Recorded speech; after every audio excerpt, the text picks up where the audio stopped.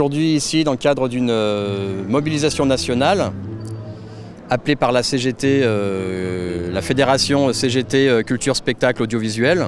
Donc il y a des rassemblements un petit peu partout dans toute la France.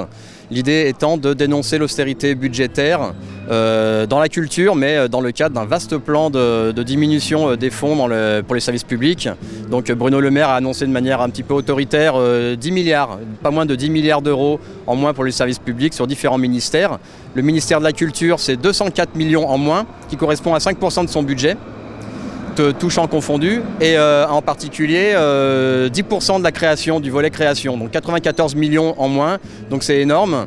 Et il y a une projection dans un contexte très difficile après la crise sanitaire et tout ça. On a été quand même les premiers à fermer les spectacles et les salles de spectacle. On a été les premières à fermer et les dernières à rouvrir. Donc c'est un secteur qui est très fragilisé. Il y a déjà beaucoup de gens qui travaillent dans le spectacle et la culture qui ont changé de métier purement et simplement. Et là on nous remet encore un petit coup avec une baisse, dans un contexte de baisse généralisée des budgets pour les scènes nationales et toutes les scènes.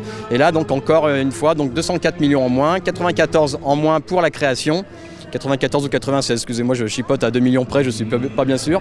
Et voilà, et pour nous c'est catastrophique. Il y a une projection qui dit que potentiellement c'est 54% de levée de rideau en moins pour la saison prochaine. Donc c'est énorme, donc c'est plus de la moitié des spectacles en moins. Donc nous sommes alarmés, donc nous nous mobilisons et nous sommes là, et voilà.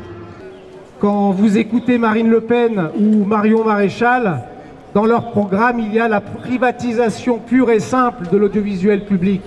Donc si demain ils sont au pouvoir, on voit bien ce qui va se passer.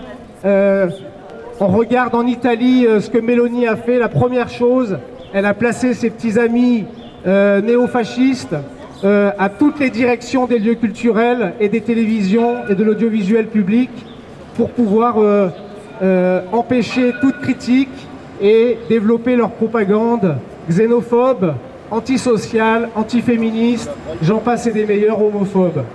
Ah oui! Ah oui! Ah oui, réagissons! Hey! Ne broyons pas du noir! Ne broyons pas du noir! Ne broyons pas du noir! Montrez-moi